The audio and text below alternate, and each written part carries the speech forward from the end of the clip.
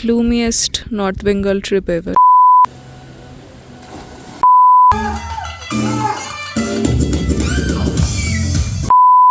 এই পাহাড়ে যখন তখন চলে আসা যায়। মন ভালোতেও আসা যায়, আবার মন খারাপেও। প্ল্যান করেও আসা যায়, আবার না করেও। টিকিট কনফার্ম হলেও আসা যায়, আবার না হলেও। আর তাই তো মাত্র 2 সপ্তাহ আগে ঠিক করে ওয়েটিং লিস্ট 35-36-এর টিকিট কেটে ফেললাম। কনফার্ম হওয়ার আশা অবশ্য রাখিনি। মাছ, মিষ্টি আর দুর্গাপূজা ছাড়াও বাঙালির জীবনে আরেকটা আশীর্বাদ আছে, সেটা হলো টুক করে বাড়ির পাশের পাহাড়ে চলে যাওয়ার ক্ষমতা। তাই যখন দূরের কোনো প্ল্যান হয়ে উঠছিল না, তখন ব্যাগ গুছিয়ে বেরিয়ে পড়লাম সেই চেনা নর্থ বেঙ্গলের নস্টালজিয়াতে গা ভাসাতে। প্ল্যান মাফিক শুক্রবার সন্ধ্যের কামরূপ এক্সপ্রেসে চেপে বসলাম হাওড়া স্টেশন থেকে। সাইড লোয়ার সিটের আনন্দ আর আরএসি সিটের দুঃখের মিক্সড ইমোশন নিয়ে শুরু হলো জার্নি। ট্রেন ছেড়ে দিলেও ল্যাপটপ তখনও পিছু ছাড়েনি। কি আর করা যাবে, কোনো মতে রাতটুকু কাটিয়েই ভোরবেলা এনজেপি নেমে সোজা চলে গেলাম স্কুটি রেন্ট করতে। এই শিলিগুড়ি রয়্যাল রাইডার্সের থেকে আমরা এর আগেও রেন্ট করেছিলাম। ওদের গাড়িগুলো খুবই ওয়েল মেনটেন্ড থাকে আর ওদের ব্যবহারও খুব ভালো। ফাইনালি এই স্কুটিটা নিয়ে শুরু করলাম আমাদের আজকের জার্নি। ডেস্টিনেশন সোনাদা। শুকনা ফরেস্টের নিস্তব্ধতাকে ছিন্ন করে এগোতে থাকলো আমাদের স্কুটি। এই রাস্তা আর দূর থেকে দেখতে পাওয়া পাহাড়ের ছায়া, এই মায়া কোনো সমুদ্রপ্রেমীকে কি করে বোঝাবো তা আমার জানা নেই। পাহাড়ে আসলাম আর রাস্তার ধারের দোকান থেকে মোমো খাবো না, তা আবার হয় নাকি? তাই এই ছোট্ট সুন্দর মোমোর দোকানে একটা ব্রেক নিয়ে আবার আমরা চলতে থাকলাম। কার্শিয়াং পৌঁছাতে পৌঁছাতে ওয়েদার কিন্তু বেশ মেঘলা হয়ে গেছিল। ফাইনালি পৌঁছালাম আমাদের সোনাদার স্টে দ্য ওরিয়ন রিট্রিটে। খুবই মিস্টিক্যাল পাইন ফরেস্টের ভেতরে রয়েছে সুন্দর এই প্রপার্টি। আমাদের ঠিকানা ছিল ফরেস্টের মধ্যে দিয়ে সিঁড়ি দিয়ে অনেকটা নিচে নেমে এসে এই পাইসেস নামের রুমটা।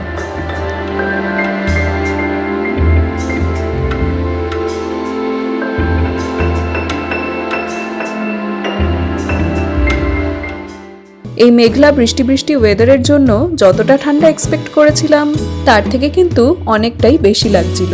সন্ধেবেলা প্রপার্টির সমস্ত আলো জ্বালিয়ে দেওয়ার পর চারদিকটা যেন আরও মায়াবী হয়ে উঠল। এরম ওয়েদারে জায়গাটা হেঁটে হেঁটে ঘুরে দেখতে বেশ লাগছিল, কিন্তু বৃষ্টির জন্য বেশিক্ষণ বাইরে থাকতে পারলাম না। তাই রুমে ফিরে এসে চা আর চিকেন পাকোড়া দিয়ে সন্ধেটা এনজয় করে পরদিন সকালে বেরিয়ে পড়লাম সুখিয়া পোখরির উদ্দেশ্যে।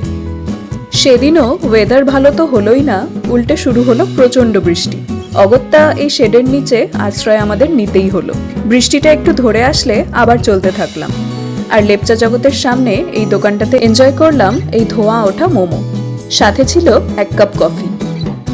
লেপচা জগৎ পেরিয়ে খানিকটা এগোতেই আমাদের আবার একটা শেডের নিচে দাঁড়াতে হলো। বৃষ্টির তেজ এবার আগের বারের থেকেও বেশি। যাই হোক, এই মেঘ বৃষ্টি মাথায় নিয়েই পৌঁছালাম আমাদের আজকের homestay Misha the pine village stay. Hello, क्या नाम है आपका? क्या? बहुत क्यूट हो आप। ভীষণ সুন্দর এই দোতলা কোন শেপড কটেজটা ছিল আজকের আমাদের স্টে।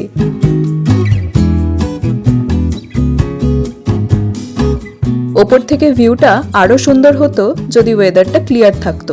প্রথম 1 ঘন্টা আমরা কটেজটা ঘুরেই কাটিয়ে দিলাম।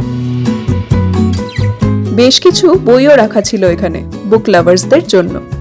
লাঞ্চ টাইমে চলে গেলাম ওদের এই কোজি কিচেন এরিয়াতে, যেখানে খাবারের টেস্ট আর ওনাদের আতিথেয়তা জাস্ট মন জিতে নিল। লাঞ্চ করে বেরিয়ে পড়লাম এই সুন্দর গ্রামটা একটু হেঁটে দেখতে।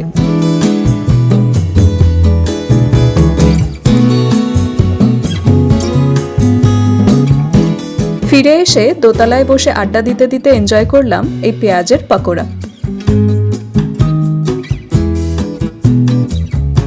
পরদিন সকালবেলা রোদ উঠেছে দেখে মনটা একটু খুশি হলো, কারণ সেদিন আমাদের ডেস্টিনেশন ছিল দার্জিলিং। বেশ কিছুটা সময় ওদের সাথে কাটিয়ে রেডি হয়ে বেরিয়ে পড়লাম এই সুন্দর প্রপার্টিটাকে বাই বাই বলে। পুরো রাস্তায় চললো কখনো রোদ, আবার কখনো মেঘের খেলা। যেতে যেতে এই নাম না জানা মোনাস্ট্রিটাও একটু ঘুরে দেখে নিলাম।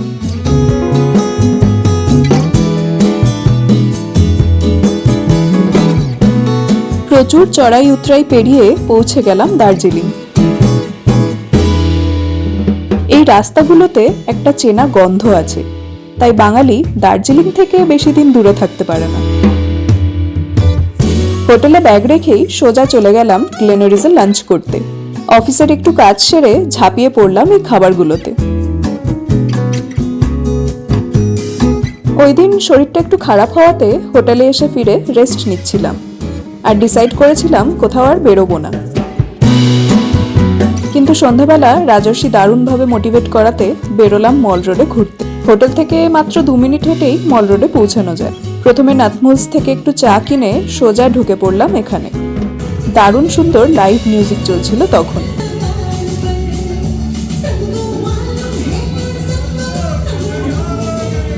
And he ordered my favorite red wine just to make my evening. Hotel থেকে বেরোবো না ঠিক করে তারপর দার্জিলিংয়ের একটা পাবে কমপ্লিট স্ট্রেঞ্জার্সদের সাথে নাচানাচি করে একটা দারুণ সুন্দর দিন শেষ করলাম। সত্যি দার্জিলিং নেভার ফেলস টু আমেজ। অত রাতে একমাত্র সাংগ্রিলা খোলা পেলাম ডিনারের জন্য। একটু স্যুপ দিয়ে ডিনার সেরে ওই দিনকার মতন হোটেলে ফিরে গেলাম। পরদিন সকালে আমাদের জার্নি শুরু করলাম এই ট্রিপের লাস্ট ডেস্টিনেশন বিজনবাড়ির দিকে।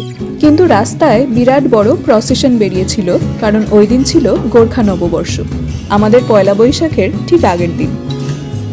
যেতে যেতে রাস্তার ধারের এই সুন্দর জায়গাটায় বসে কিছুক্ষণ একটা ব্রেক নিলাম আর এনজয় করলাম এই সুন্দর ভিউ।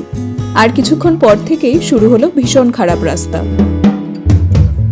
এখানে বলে রাখি, বিজনবাড়ির সব রিসর্ট কিন্তু সেম জায়গায় নয়, আর গুগল ম্যাপের রাস্তাগুলো সবসময় সঠিক দেখায় না। তাই যে রিসর্টে থাকছো সেখানে কল করে ডিরেকশন বুঝে তবেই যেও। আমরা ইজি ফিসোর থ্রু দিয়ে বুক করেছিলাম bamboo resort. Bijanbari degree college পেরিয়ে অনেক লোকজনকে রাস্তা জিজ্ঞেস করতে করতে ফাইনালি পৌঁছালাম এখানে।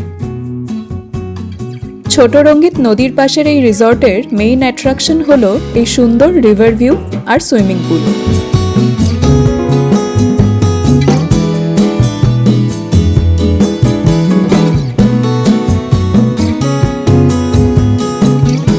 তাই রুমে এসে চেঞ্জ করে চলে গেলাম নদীর ধারে আর পুলে এনজয় করতে। এখানে আমাদের সমস্ত খাবার প্যাকেজে ইনক্লুডেড ছিল। খাবারের কোয়ালিটি কোয়ান্টিটি ভালো তো ছিলই, প্লাস ওখানকার স্টাফেরা খুব হেল্পফুল ছিল।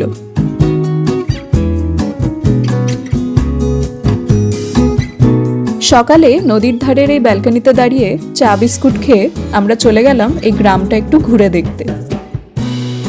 আমাদের রুমের ব্যালকনি থেকে এই সাঁকোটা দেখা যাচ্ছিল, আর তখনই আমার খুব ইচ্ছা করছিল এখানে যাওয়ার।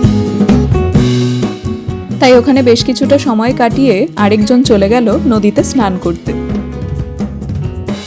এরপর ব্রেকফাস্ট সেরে বেশি দেরি না করে বেরিয়ে পড়লাম, কারণ আমাদের প্ল্যান ছিল যাওয়ার পথে একবার দার্জিলিং ঘুরে তারপর এনজেপি নামবো, কারণ আগের দিন আমরা কাঞ্চনজঙ্ঘার দেখা পাইনি।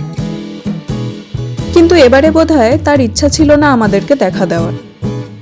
কিছু দূর এগোতেই আবার শুরু হলো বৃষ্টি, আর এতবার শেডের নিচে দাঁড়াতে হলো যে দার্জিলিং যাওয়ার আর সময় পেলাম না।